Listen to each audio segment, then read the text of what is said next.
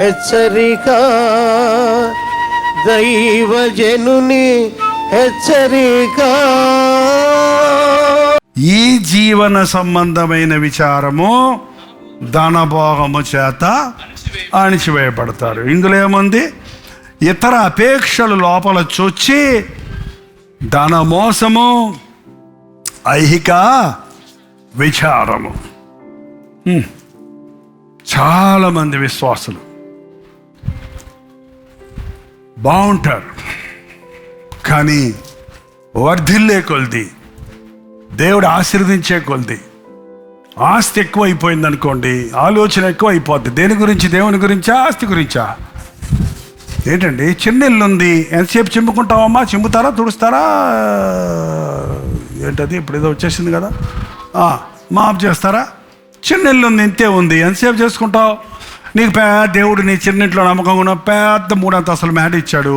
అప్పుడు ఏమవుతావు? 3 పని మనుషులు పెట్టుకుంటావు. వాళ్ళు చేస్తారా? వాళ్ళు వెనకాల నువ్వు దొరుకుతావు. చెయ్యే, ఇదిగా నువ్వు ఎక్కడున్నావు, ఎక్కడున్నావు? ఇది 60 రోజు సరిపోయింది నీకు. ఇంకా ఈ జీవన సంబంధమైన వ్యాపారాలు, అనవసరమైన వ్యాపారాలు పెట్టుకోకండి. సైడ్ బిజినెస్ అంటారు కొంతమంది. ఏం బిజినెస్? ఒక బిజినెస్ సరిగా చెయ్యండి, మళ్ళీ సైడ్ బిజినెస్ ఎందుకు? ఇది అది 2 పోతాయి. ఏంటండి, ఎవడు 2 యజమానులకు దాసుడుగా ఉండనేరు. తాహతకు మించిన కార్యాలు పెట్టుకొని మనుషుడు తల మునిగిపోతున్నాడు అందులో. ఇంక దేవుడికి టైం ఏది? ఇంక దేవుని సమయం, దేవుని కార్యాలకు టైం ఏది?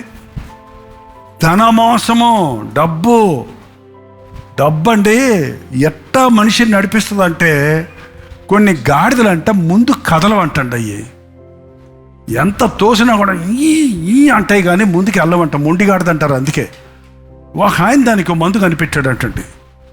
ఏంటో తెలుసా? ఒక కర్రకి చక్కటి పచ్చ గడ్డి కట్టి, ఆ గడ్డిని తలకు కట్టి ఇంత పొడుగు వదిలేశాడు అంతే. ఇంకా ఆ గడ్డి అందుకుందామని పోతనే ఉంటుంది. పోతుంటే గడ్డి ముందుకి పోతనే ఉంటుంది. పోనీ గడ్డి మీద ఆస్తితో ముందుకు పోద్ది అనమాట. అట్లాగా సాతాను మన కర్రకి కాసిన డబ్బులు కట్టేసి, నా వెంబడి రమ్మంటే సాతాను వెంట వెళ్ళరు ఎవరు. కాబట్టి డబ్బులు కట్టి వదిలేస్తే ఆ డబ్బు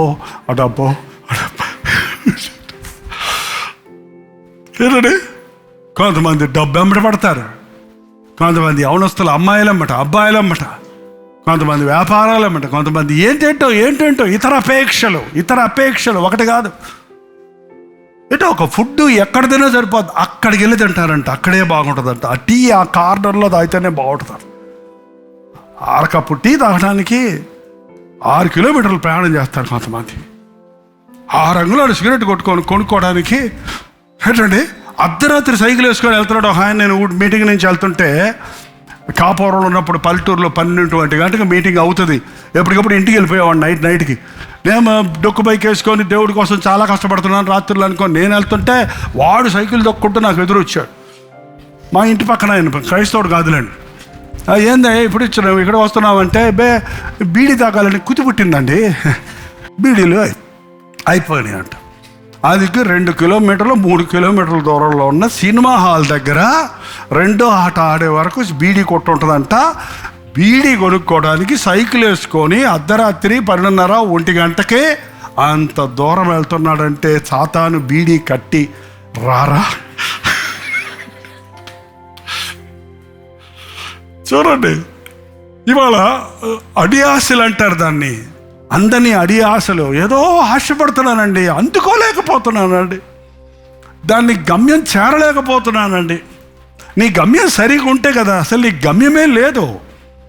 ఈ రోజున చాలామంది భక్తులు కూడా క్రీస్తు పేరు పెట్టుకొని, ఇప్పుడు కొంచెం తగ్గారండి భిక్షగాళ్ళు. ఇంతకుముందు యేసయ్య ఫోటో ఒకటి తగిలించుకొని అయ్యా దాసు పాటలు కూడా పాడతారు, క్రైస్తవ పాటలు. నాకైతే నువ్వు అడుక్కుంటే అడుక్కో, యేసయ్యనందుకు అడిగిస్తావని అడుక్కునేవాడు ఆయన. ఏమన్నా ఆయన ఫోటో ఎందుకు మళ్ళీ మధ్యలో, ఆయన నామం ఎందుకు నీకు అడుక్కోవడానికి? వాళ్ళన్నా పర్వాలే, 10 పైసలకి 100 పైసలకి అతుక్కుంటున్నారు. ఇవాళ చాలామంది క్రైస్తవులు యూదా ఇస్కరియోతులాగా బేరాలు ఆడుకుంటున్నారు, అమ్ముకుంటున్నారు ప్రభువుని. సంఘాలను అమ్మేస్తున్నారు, విశ్వాసులను అమ్మేస్తున్నారు. ఏమేమి జరుగుతుందో చూస్తే అంత్యకాలంలో ఇంకా భయంకరమైన దినాలలో మనం ఉన్నామండి. భక్తిని వ్యాపారంగా మార్చేస్తున్నారండి. చాలా భయంకరమైనది.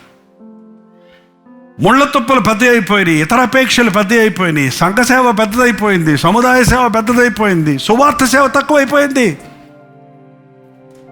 ఒక హాస్పిటల్ పెట్టినా, ఒక పేదలను దర్శించినా, ఒక అనాథాశ్రయం పెట్టినా మన గురి, మన ఉద్దేశం ఏంటంటే ఆ వ్యక్తిని దేవుని రాజ్య వారసులుగా చెయ్యాలి.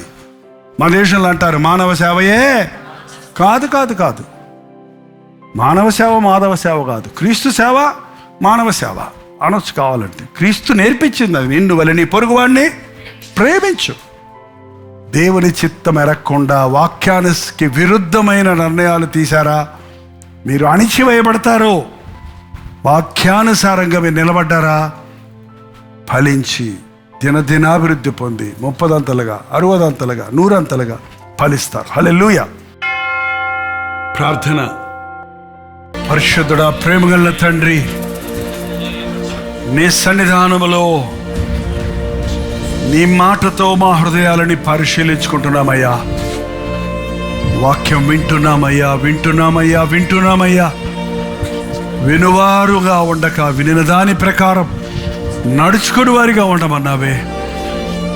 రక్షించబడ్డామని చెప్పే ప్రతి ఒక్కరూ మంచి నేలను పడిన విత్తనం వలె వారి హృదయాలలో దేవుని వాక్యం ఫలించినట్లుగా, మిక్కిలి గొప్పవాడగు వరకు ఇస్సాకు ఆశీర్వదించబడినట్లు మేమును నీ ఆశీర్వాదములు పొందుటకు సహాయం చేయ. నీ వాక్యం మరచి, నిన్ను మరచి లోకాన్ని వెంబడించే వారిగా మేము ఉండక అయ్యా, నీ వాక్యం అనే ఖడ్గముతో ఇతర అపేక్షలను ఖండించటానికి మా హృదయమును నీ ఆలయముగా, నిన్ను ఆరాధించే వ్యక్తులుగా మేము ఉండటానికి మా హృదయ సింహాసనం మీద నీవు అధిష్ఠీనుడు ఉండి మమ్మల్ని నడిపించడు ఆయన. మరి దేనికి మా గుండెల్లో చోటు లేదయ్యా.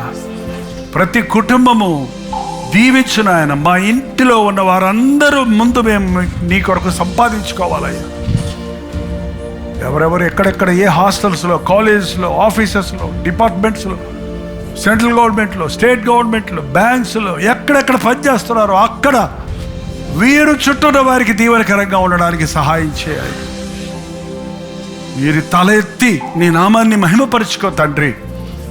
నీ నామానికి సిగ్గు తెచ్చే బతుకులు మాకు రాకుండా నిన్ను ఘనపరిచే జీవితాలను మా ఒక్కొక్కరికి దయచేయమని యేసు క్రీస్తు నామములో అడుగుచున్నాము తండ్రి. ఆమేన్. మన తండ్రి అయిన దేవుని యొక్క ప్రేమయు, కుమారుడైన క్రీస్తు యొక్క కృపయు, ఆదరణకర్త అయిన పరిశుద్ధాత్మ యొక్క సహవాసమును ఆయన ఆవరణలో కూడి వచ్చి ఆయన ఆరాధించుకున్న మనకి ఇప్పుడును సదాకాలమును తోడై ఉండును గాక. ఆమేన్, ఆమేన్, ఆమేన్.